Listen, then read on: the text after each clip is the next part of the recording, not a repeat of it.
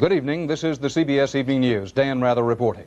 There's been a terrible airplane tragedy in New Orleans. A Pan American Airlines 727 jetliner crashed shortly after taking off from New Orleans International Airport late today, setting several houses on fire. The plane had about 145 people on board.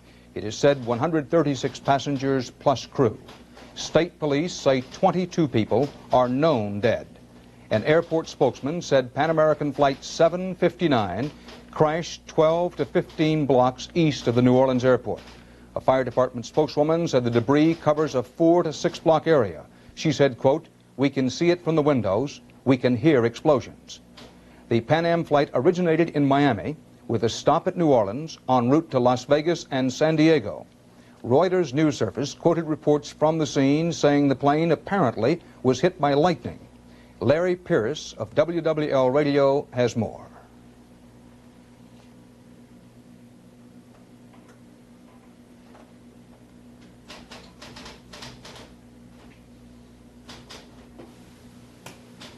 The site is still burning despite a blinding rainstorm here in Kenner at the site of the crash. You can hardly see where you're going. It's hard to see also because of the thick black smoke that is pouring from the crash site, and you really can't see anything, nothing but devastation. We have no reports of injuries at this time, any definite reports, but we do have information that there may be quite a few casualties, as it was a Pan American 727. That Pan American 727 crashing shortly after takeoff in New Orleans. No official report on casualties other than 22 people are known dead. The flight is believed to have carried about 145 persons. There was a flurry of activity today regarding the war in Lebanon. When the dust had settled and night fell, the negatives seemed to outweigh the positives. On the plus side, a top PLO official said a deal to withdraw from Beirut is nearing completion. And White House officials, while saying they don't expect an imminent breakthrough, told White House correspondent Leslie Stahl that the talks are continuing. On the other side, Syria, where presumably most of the PLO guerrillas would go, said it has no room for them.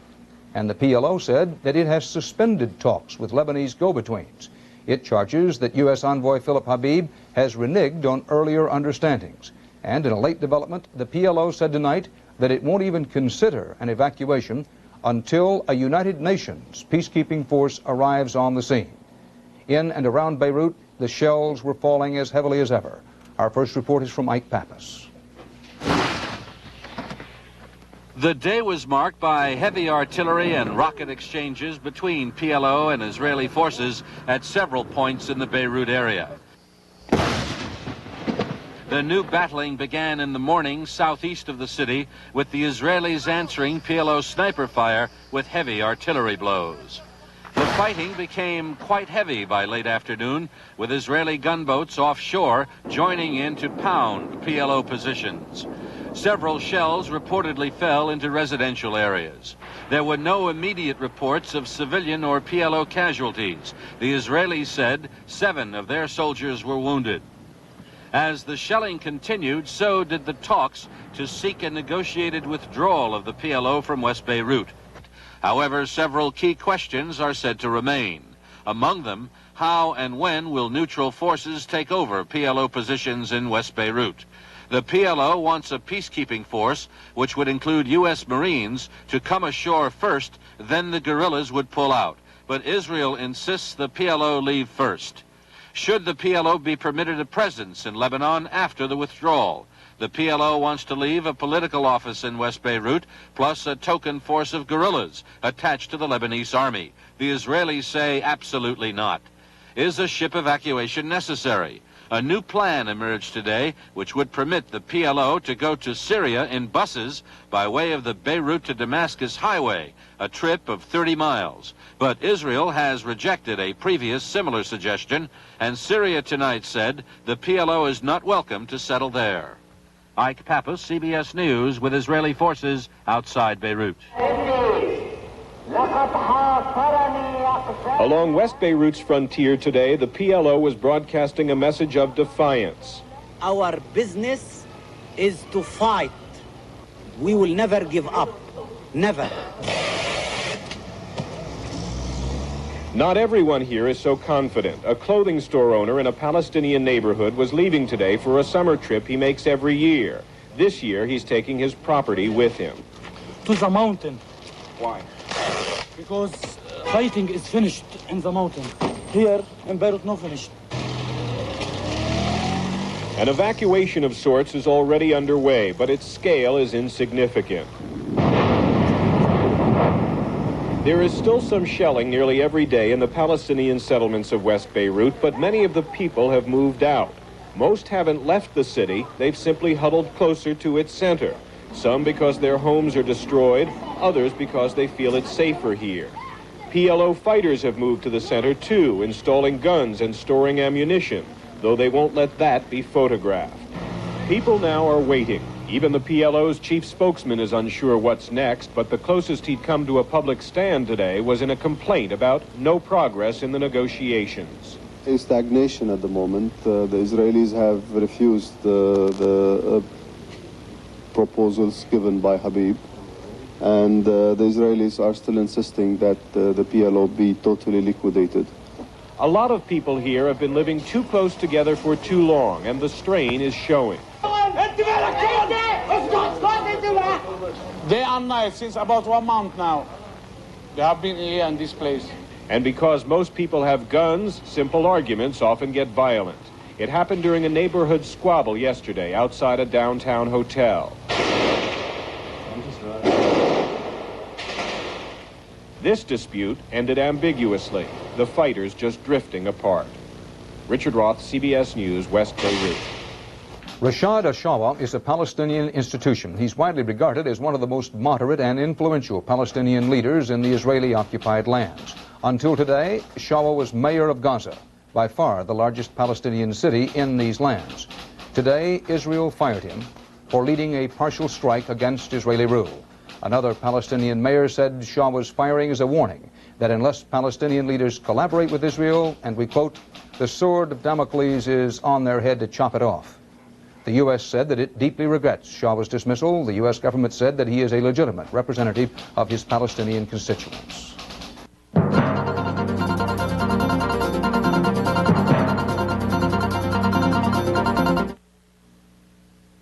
Are you a saltaholic?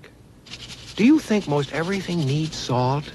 Then you're a saltaholic. Like most Americans, you eat more than 20 times the salt your body needs. Now, with no salt, you can have the flavor of salt without salt. No salt tastes good, and there's no salt in no salt. You can shake no salt, cook with no salt, and shake the salt habit. Sears National Home Appliance Sale is on. Save $100 on this AM/FM stereo system with cassette and 8-track. $100 on this built-in Kenmore dishwasher. And $50 on this frostless refrigerator. $30 on this large capacity Kenmore washer. $20 on the dryer, both with permanent press cycle. And save $50 on this free arm sewing machine with 8 built-in stitches and buttonholer. Come to Sears now and save. For big home appliance values, you can count on Sears. Leroy Williams, former congressional page, now the principal accuser. He has told reporters and the FBI of homosexual relations with congressmen. Today, as John Ferrugia reports, Williams told his story to House Ethics Committee investigators, a story that reportedly did not hold up in a polygraph test. Williams told an Ethics Committee lawyer the same thing he has told the FBI, that he has had homosexual relations with 3 congressmen. This, he alleges, was in return for help they could provide in getting him a better job. Late yesterday, the FBI gave Williams a lie detector test, which federal sources say Williams flunked. That means the FBI believes he's lying about the allegations. Why do you stand by your story? Because my story is the truth, and I intend to stand with it. Williams' attorney is Bob Scott. Okay. Are you completely sure he's telling you the truth? I am completely sure. I am positive. That he's telling you the truth? That is correct. But it is possible that he's not telling you. Absolutely, it's possible. And anybody says it's not possible is a damn fool. In one instance, Williams alleges he set up a homosexual prostitute at the Watergate Hotel for a senator in November of last year. Records obtained from a homosexual call service raided by police this year indicate Williams did order a prostitute named Roger. The prostitute today admitted to the FBI he had been at the apartment with Williams, but denies a senator was present. Williams says the prostitute is lying. In another apparent contradiction, Williams changed his story concerning the number of times he was involved with each of the three congressmen. Federal sources say although Leroy Williams is a significant portion of the current investigation, there are other allegations that must be checked. The FBI continues to interview congressional pages to determine if Williams' allegations can be corroborated. John Ferrugia, CBS News, Washington. White House Chief of Staff James Baker said today that President Reagan will wait until next year to even consider proposing the flat rate income tax.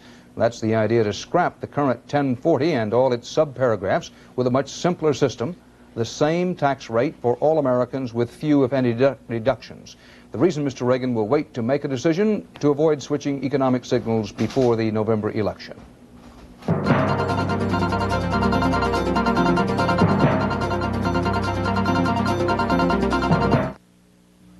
The criteria for a compact copier of a different sort. It's here, the Canon NP210. A fixed copy board saves space. 21 letter-size copies a minute saves time. Copies up to ledger size. The Canon NP210 even has its own optional mini sorter. The economical Canon NP210. A compact copier of a different sort. Call toll-free for information or contact your authorized Canon dealer. We asked Eleanor Bailey if she thought her denture cleanser could clean away cherry stain. I would imagine so. What about a stain of cherry and tea? I don't think so. Or a triple stain of cherry, tea, and tobacco? I would be very skeptical. Then watch Extra Strength Efferdent go to work on a triple stain of cherry, tea, and tobacco with Efferdent's powerful Blue Action formula. Efferdent cleaned the triple stain in between. I'm going home and use Efferdent. Extra Strength Efferdent removes even stubborn stains between teeth. OPEC oil ministers facing crises over unity and generally falling world prices have adjourned their meeting in Vienna until tomorrow. It's reported that a majority of the ministers wants to stick by OPEC's overall production ceiling. But some members, Ray Brady reports, are stubbornly insisting on a bigger slice of the pie. Most of the OPEC nations have put limits on how much oil each will produce in order to keep prices from falling further. But Libya, Nigeria, and Iran have been disregarding the limits and pumping up more than their share. Iran especially needs more money to pay for its war with OPEC member Iraq. So it's been blunt at this meeting, saying, let rich Saudi Arabia lower its production to make room in the market for more Iranian oil. Total OPEC production was to be 17.5 million barrels a day. Already it's at 18.2 million barrels, and many oil experts estimate that if its production keeps rising to 19.5 million barrels or more, that extra oil supply could help give a break to American consumers. A drop in late autumn, experts say, of anywhere from 5 to 8 cents a gallon for gasoline. Overhanging this meeting, however, is the concern of some OPEC members over the fighting in Lebanon. We hope that our American friends will do their best to stop the Israelis from destroying Beirut, from killing the Lebanese and the Palestinian people. And if they aren't stopped, what could happen? They have to do their best. We cannot force them, but we are asking them. Could there be another oil embargo? Oh, I hope not. That's not the choice which we like to take every day. But there could be. I hope not. Experts note that there is so much oil around that it would be difficult for the Arabs to mount a really effective oil embargo. But they add that any disruption to the oil fields, whether due to war or some other catastrophe, could change that, and also end the possibility that OPEC's arguing here today could bring lower prices at the pump for the American consumer. Ray Brady, CBS News, Vienna. Already mired in a deep recession, Canada got another dose of bad news today. Another 62,000 Canadians lost their jobs last month, and unemployment jumped to 10.9%, a post-war high. Prime Minister Trudeau told Labour leaders, what has happened is that the hell is being scared out of all of us.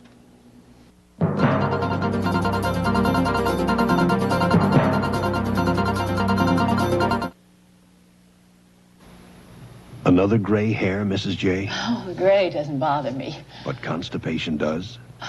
And lately, my laxative. Tried X-Lax yet? Give me your hand. Meet the gentle medicine they call the Overnight Wonder. This little pill? That little pill, orange chocolatey squares. X-Lax restores your system's own natural rhythm for relief in the morning. My own system does it? Gently. All we do is help. X-Lax. Pills are chocolated. It's the Overnight Wonder. Today's my 55th birthday. Got this sweater from my wife. Got this tie from my neighbor Carl. I even got something from Allstate Insurance. Allstate Update. 55 and retired discounts. If you're 55 and retired, Allstate thinks you're a better risk. So they gave me a 10% discount on home insurance and another discount on auto insurance. Discounts are a good thing. Hope Carl got one on this tie. Allstate's 55 and retired discounts. Another reason you're in good hands with Allstate. Visitors to the White House today may have noticed something different. A fluttering black and white flag. It was there to mark National POW MIA Recognition Day, to serve as a reminder that 7 years after the end of the Indochina War, the families of about 2,500 men who served still don't know what happened to them.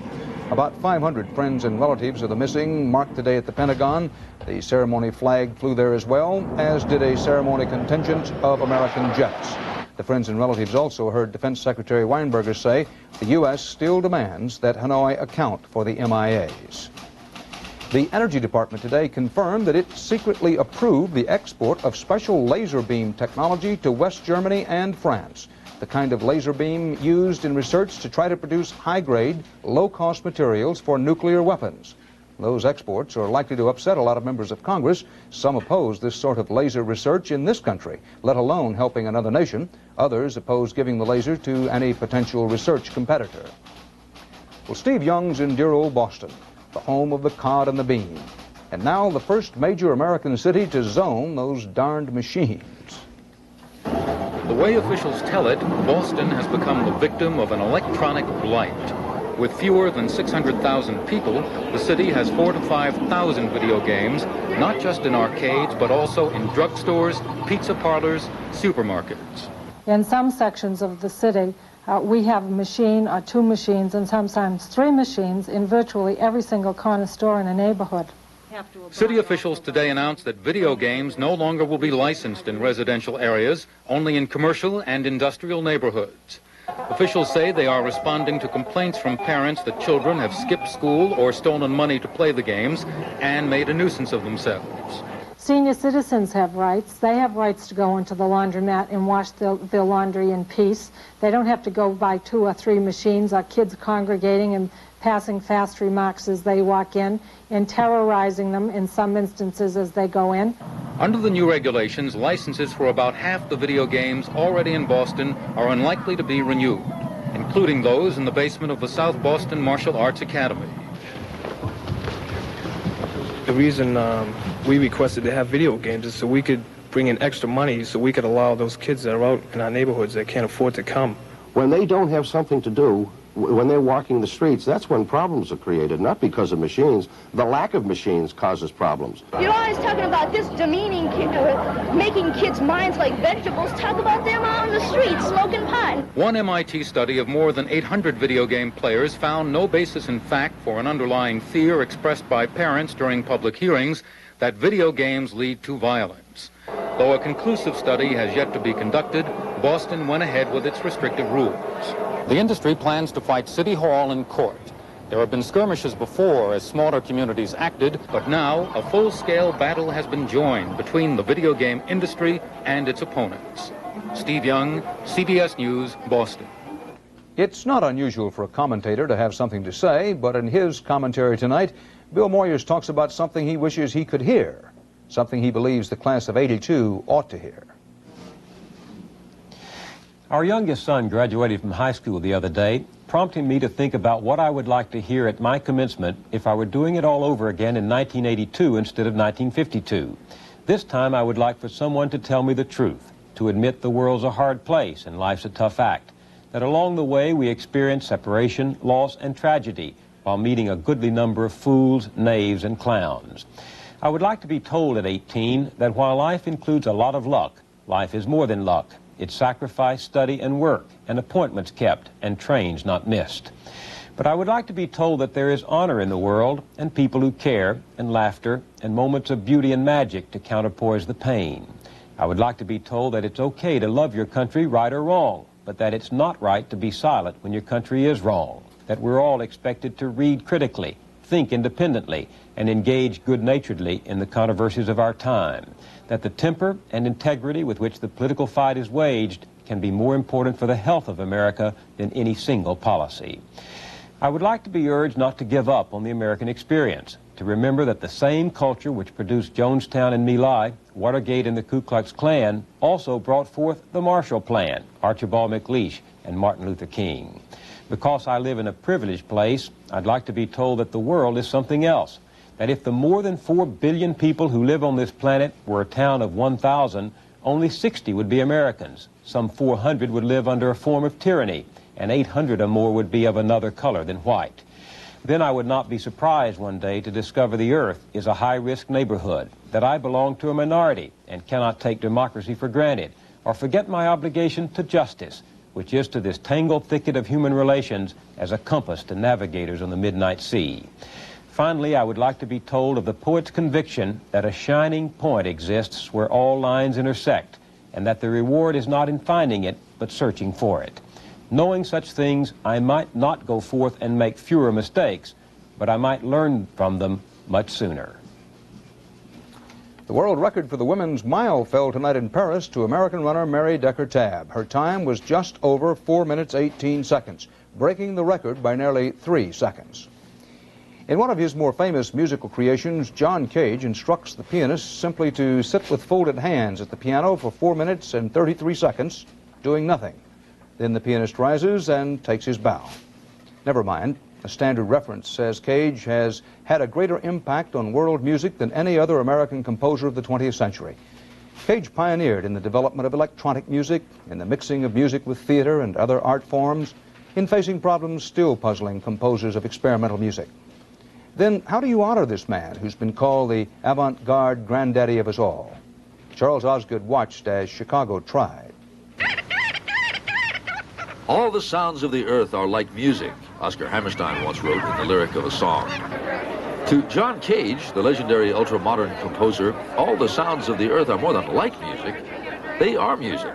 The important thing about music is that it, for me, is that it's not just the beautiful sounds, but that it's all the noises too.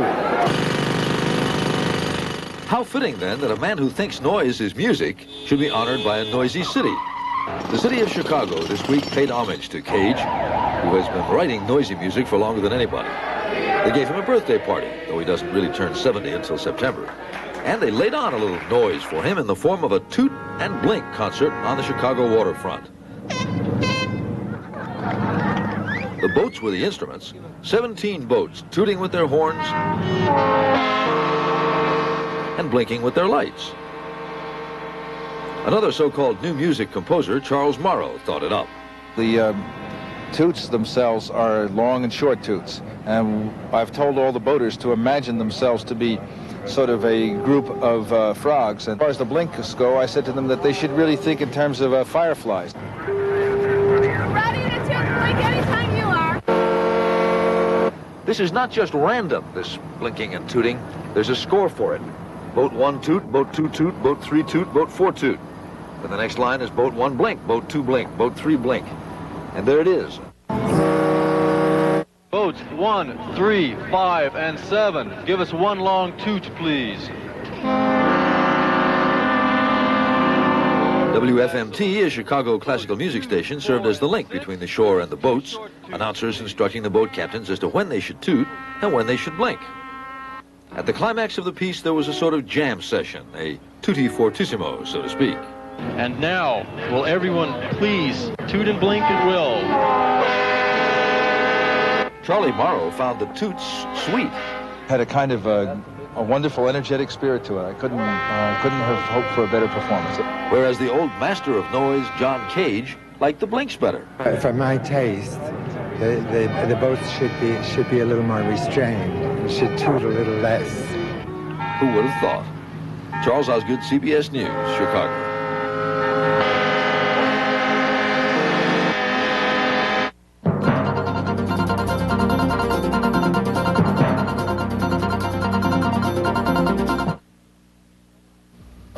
afraid to go out at night. The streets just aren't safe anymore. If the cars and trucks don't get us, the fleas and ticks will. But now, there's the Hart's 2-in-1 Plus Nighttime Safety Reflecting Collar. The first flea and tick-killing collar that reflects oncoming car headlights. Nighttime safety, plus it kills fleas and ticks round the clock for 5 months. The Hart's 2-in-1 Plus Reflecting Collar. Now the famous Hart's flea and tick killer can be a lifesaver, too. If your confidence is fading fast... No. Confidence.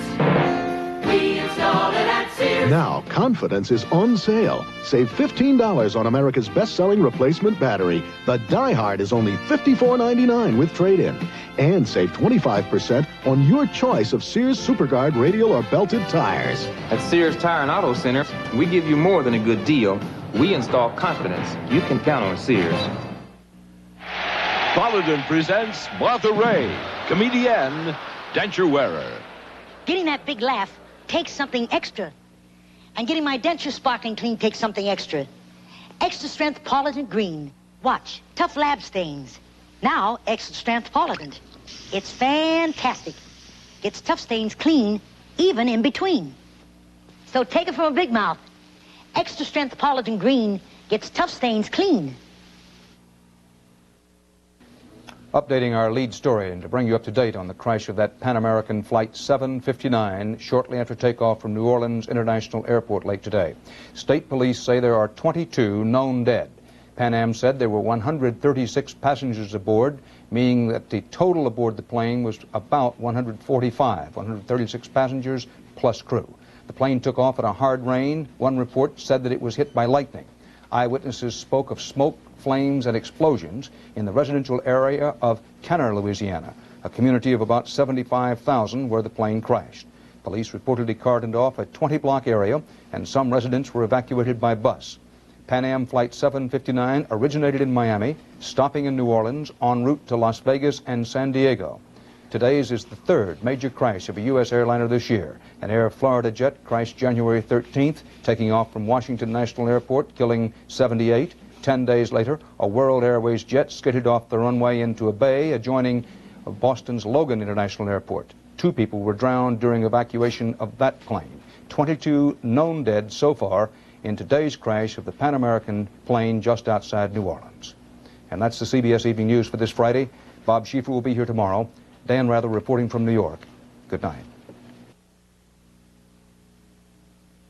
In its infinitely mysterious way, Oil of Olay works with your skin's own natural fluids, normalizing imbalanced areas to create a more even look. Where it may be dry, Oil of Olay replenishes. Where it may be oily, each drop balances, soothing, smoothing, and normalizing till your skin glows with a younger, more harmonious look. The mystery of Oil of Olay can help you look younger, too. Of all the breakfast cereals on the market today, over 100 of them altogether, only a very few are high nutrition cereals. Buckwheats is one of them.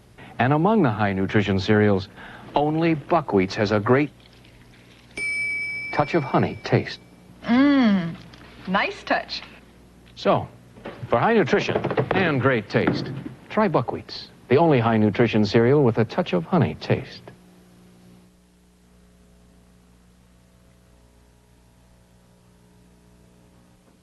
This is CBS. David Kimberly will stay in jail in Miami for the time being. We'll have a report from Florida coming up next on Eyewitness News. Toyota presents a truck that gives you the feeling. The feeling of power in motion. The Toyota four-wheel drive truck. It's wild. With a power plant that gives you 100 horses and big load-pulling torque. The minute you drive this Toyota, you know it's telling